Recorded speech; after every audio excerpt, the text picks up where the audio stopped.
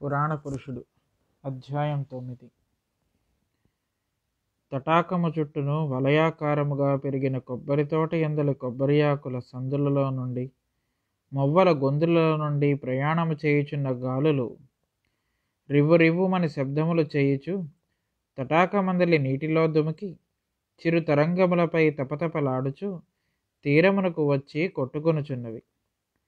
తటాకమునకు తూర్పు దిక్కుగానున్న సోపాన పంక్తిపై స్నానము చేయుచున్న ముత్తైదువులు మొగములందు ఆ మెట్లపై నుంచిన పసుపు రాసుకుని సూర్యుని వైపునకు తిరిగి నమస్కరించి జలములలో మునిగి లేచుచున్నారు.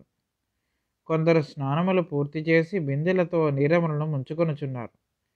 ఈదుచు మీదకు వచ్చుచున్న బాతుపిల్లలను బిందెలతో అదలించుచున్నారు. గుంపులుగా ఒక్కొక్క తీరమునకు చేరుకొనుచున్న బాతుపిల్లలు కలువ తోటల వలె ముద్దులు మూటగట్టుచున్నవి.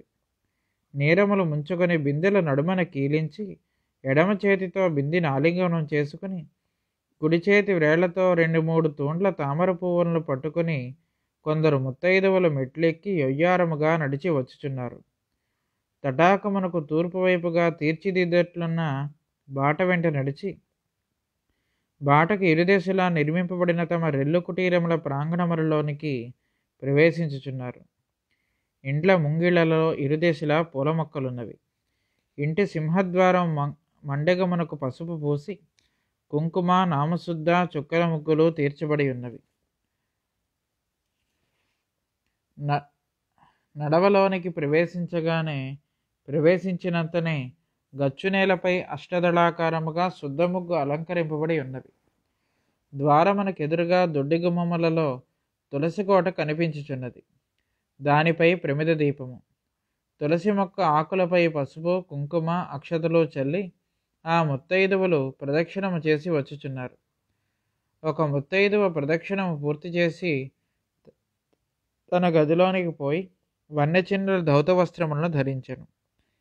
కేశాలంకరణము పూర్తి చేసుకుని దర్పణము చూచి సింధూర తిలకము తీర్చిదిద్దుకొని వేణీబంధమున నవరగా ఒక తమ్మి మొగ్గను నిలిపి వెలుపలకు వచ్చుచుండెను.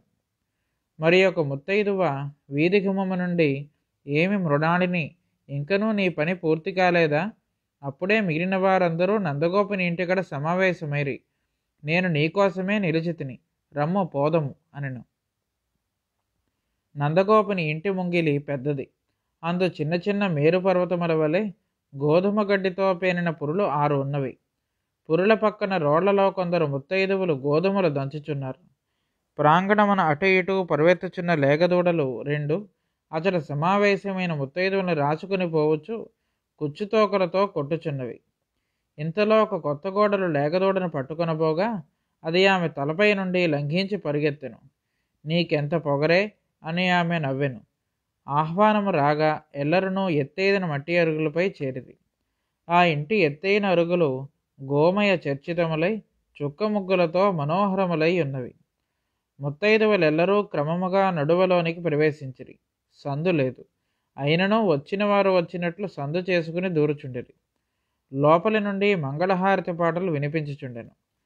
సన్నని మధుర కంఠధ్వనులతో ఆ పాటలు సన్నాయి సారించినట్లు ఉండెను.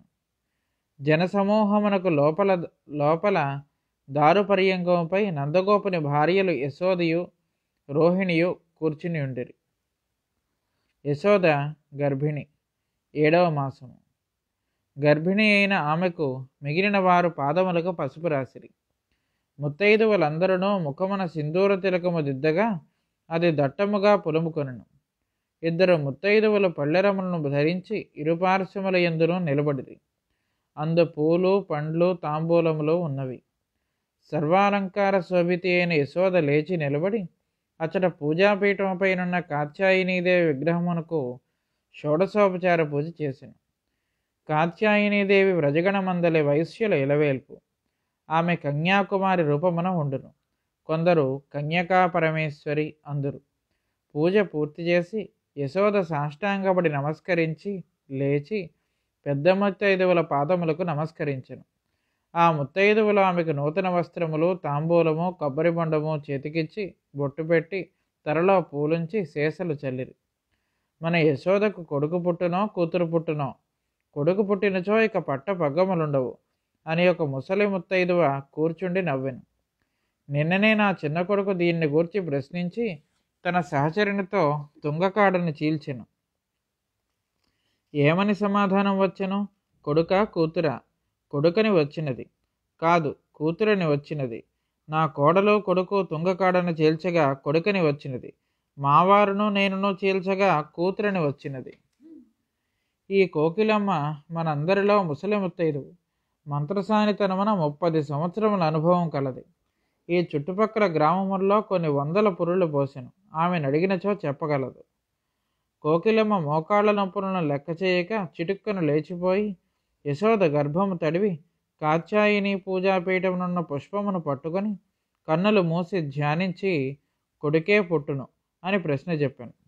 ఇంతలో ఎరుకల సాని ఒకటి పెద్ద బొట్టు పెట్టుకుని ఒక చేతిలో తట్ట ధరించి మరి ఒక చేతిలో ఏకతంత్రిక అయిన తంబురా మీటుచు సోదడగరమ్మ సోది అని రాగము తీశాను. ముత్తైదువులందరూ ఎరుకల సానిని లోనికి గొనివచ్చిరి. ఆమె తట్ట దింపి తంత్రిక మీటుచు మంచి కొండలపైన మహిమగల తల్లి, కడల యొడ్డుననున్న కన్యాకుమారి, వింధ్యకొండలలోని విఘ్నేశు తల్లి, ఉన్న మాటన బలకు కన్న కడుపే నీది అని ప్రార్థన చేసి రాగము సారించుచు ఇట్లనెను.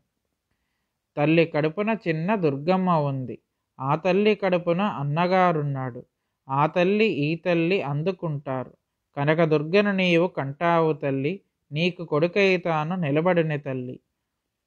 సంతోషించుతిమి. ఇది ఏదో పొడుపు కథ వలె ఉన్నది అని ఒక కుర్రముత్తైదవ మూతి తిప్పాను. యశోదాదేవి కోరికపై ఎరుకల సానికి పరిచారకులు చీర రవిక పసుపు కుంకుమలిచ్చిరి. భోజనము చేసి పొమ్మని అంతవరకు ముంగిలియందు కూర్చుండమనిరి. నందగోపుడు వీధిలో వెండి పొన్నుకర ధరించి తలపాగతో కిరు చెప్పులతో నిలబడి మరికొందరు గోపకులతో ముచ్చటించుచుండెను. నందగోపుడు, సునంద, మనకి కంసుని పీడ రాకముందు ఇట్టి పేరంటములు మన గ్రామమున జరిగిన నాడు గ్రామవాసులందరూ ఒకే పందిరి కింద భోజనం చేసిడివారు. సునందుడు, ఇప్పుడు మాత్రం మనకేమి తక్కువ? నందుడు, అయినచో గ్రామం అంతటికి అరగడిలో కబురందవలను. చుట్టాలు అతిథులు తమ ఇంటికి వచ్చిన పూజ్యులైన బ్రాహ్మణ కుటుంబములతో కూడా తరలిరమ్మని చెప్పము. నేడు నా ఇంటినే పురాణ పురుషుడు వెలసిననుకుందును. సునందుడు, ఈ స్త్రీజనము సద్దు చేయరాదు. కేసుభటులు గ్రామమున ప్రవేశించినచో మనల్ని నిర్బంధింతురు. నందుడు, ఆ దినములు గడిచిపోయినవి. సాగనిచ్చినంత వరకే దుష్టిని అధికారము. నేడు కేసి భటులు ఎవరైనా వచ్చినచో వారిని కూడా బాహాటముగా భోజనములకు ఆహ్వానింపుడు. మన తిండి మనము దొంగచాటుగా తిననేలా. సునందుడు, వారు దుండగము చేయుదురేమో. నందుడు, చేసినచో తరల పగులును. అందరూ బాణాకర్రలతో ఈటెలతో సిద్ధముగా నుండు. నేటితోనే వసుదేవుని పేరు ఆవశ్యకమైనచో మన ఉద్యమమునకు ప్రారంభోత్సవం జరగవచ్చును.